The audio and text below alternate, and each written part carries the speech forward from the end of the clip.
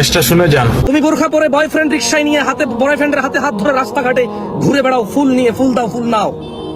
জামশেদ মজুমদারের তখন এমন লাগে, কারণ জামশেদ মজুমদারের হাতে মদের বোতল যতটা হারাম, বোরখা পরে মুসলিম সেজে, মুসলিমা সেজে, পর্দাসীন সেজে, অবিবাহিত হয়ে বয়ফ্রেন্ড নিয়ে তোমার রাস্তাঘাটে হাঁটায়, এর চেয়ে অনেক বেশি বেশি বেশি বেশি হারাম।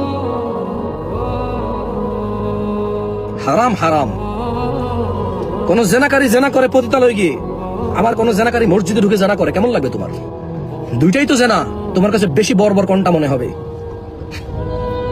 কোনটা বেশি বর্বর মনে হবে তোমার কাছে?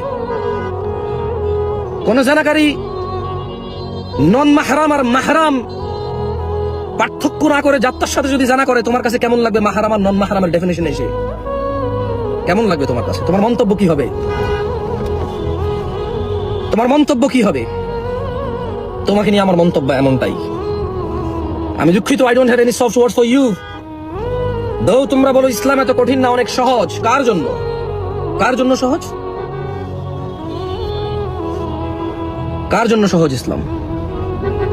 ইসলাম সহজ। 5 ওয়াক্ত নামাজ পড়া কঠিন কিছু না। মেয়ে বোরখা পরে থাকবে, নিজেকে কভার করবে, কঠিন কিছু না। ছেলে নিচের দিকে তাকিয়ে চলবে, মেয়ের দিকে তাকাবে না, কঠিন কিছু না। দোজ আর দ্য মানে ইজি থিংস। লস নাই কারো, এতে কল্যাণ আছে।